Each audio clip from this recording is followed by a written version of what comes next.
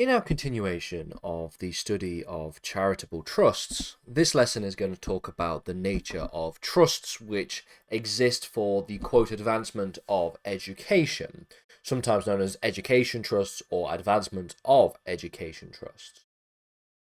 We'll talk about what this actually refers to, what is defined as education for the purposes of the establishment of this kind of trust, and the things which may or may not be included in this list in terms of what may or may not be actually levied as educational. The previous lesson, as we noted, spent some time talking about the issue of charitable trusts which were created for the purposes of preventing poverty. This lesson is going to talk about the creation of charitable trusts for the purposes of advancing education, as noted there. And I want to just begin by getting into cases, because there are some really, really interesting pieces of case law on this matter. The case here of McMullen and the IRC from 1981 is an illustration about, and gives us an illustration about what is meant by education in the incorporation of this phrase in Section 3(1)(b) of the 2011 Charities Act.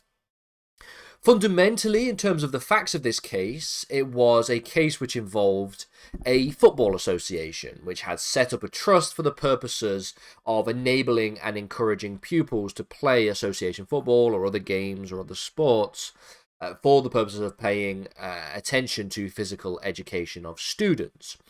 So it was basically encouraging the physical education of students through the use of sports and sporting activities such as football and association football. It was challenged by the IRC on the basis that it had not and was not established for the purposes of advancing education. The House of Lords had to then obviously weigh in and concluded that it was indeed established for the advancement of education. And what they did was they spent some time defining what is meant by education for the purposes of Section 3(1)(b) of the Charities Act. Fundamentally, as you have already become familiar with when looking at the previous lessons that we have done on charitable trusts, the sort of heads of charity, the sort of definition of charitable purpose and charitable status is intentionally incredibly broad, because a definition of charity is in and of itself difficult to reconcile and difficult to achieve. And so they conclude that a charity for education, and education specifically, is defined as, quote, the picture of a balanced and systematic process of instruction, training, and practice containing spiritual, moral, and mental and physical elements. So, again, as you have seen in previous videos, and as we have noted in videos relating to other elements of charity, like prevention of poverty, this is particularly broad, okay? A balanced, systematic process of instruction, training, and practice containing spiritual, moral, and mental and physical elements, which of course includes and is not just limited to the things that we would traditionally understand to be education, like schooling, for example. And it would obviously include things like association football. One of the questions that is very, very interesting in relation to this is where research falls into this category. And this obviously could be referring to research of all kinds of different measures and different means, but let's just take the traditional understanding of a researcher, like a professor at a university, who obviously has an allotment of time that they have when they are hired as associates and as assistant professors to do research in their particular area and field of expertise.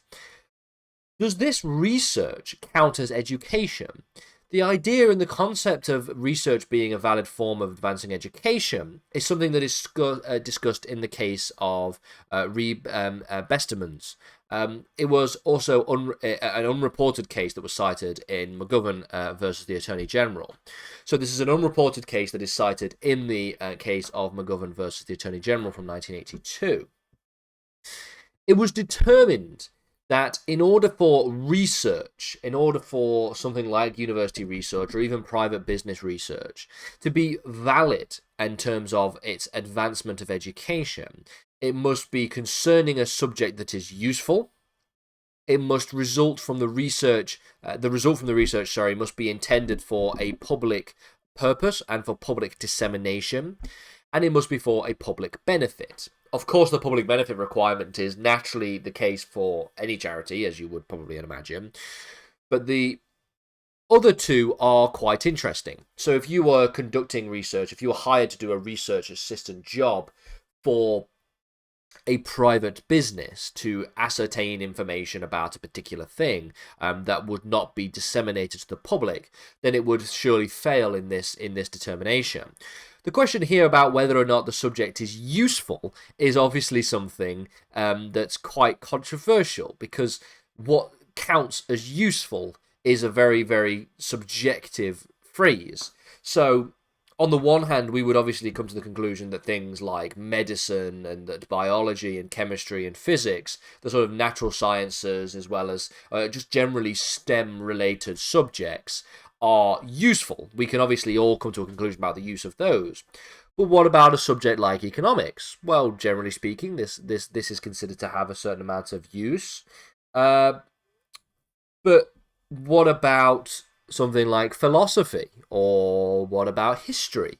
What about gender studies? All of these are different subjects that are considered to have different practical applications in the real world. The arts and the humanities are considered to have different practical applications to that of sciences. So if you did a research paper on a particular thing in relation to philosophy, maybe the phenomenology of, I don't know, I'm trying to think of the phenomenological implications as written through the lens of Aristotelian ethics. Some very, very, very broad, well, not even very broad, very, very niche, very quite esoteric. What you would probably understand to be something of a doctoral dissertation in a philosophy department of these days. Would that count as being useful? Well, again, a lot of people challenge this perception that the arts are in fact very, very useful. So this idea of a subject being useful or not useful is something of a red herring, is something of a controversial thing to try and ascertain information over. Use and value is obviously something that is very subjective, and there is a lot of value in the arts and in philosophy and in history, but it doesn't necessarily pertain to direct economic value that you might find in physics or in economics or in medicine or in pharmaceuticals. So obviously there's a lot of debate to be had about that. And fundamentally what we're going to have to get to here is asking the question about what is and what isn't educational. Various cases have been brought which challenge the validity of a trust for the educational and research purposes. These range from the relatively uncontroversial.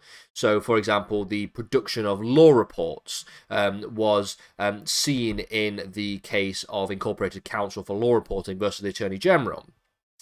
But we also have quite silly cases. We have a number of very silly cases. Which include things like trust created for the purpose of creating a new 40-letter alphabet. This is the case of Reshaw's WT. Obviously, this is a broad and very, very ridiculously difficult range in terms of scope that obviously on the one hand you can understand as being, well, yeah, this is obviously educational. This obviously provides educational value and advancement. The other one's a little bit silly. So obviously, what is considered to be part of the advancement of education is something that is determined on a fact-by-fact, on a case-by-case basis. And it would be something that is fit into the definition that we see in the previous case here of IRC and McMullen, which is this idea of a picture of a balanced, systematic process of instruction, training, and practice containing spiritual, moral, mental, and physical elements.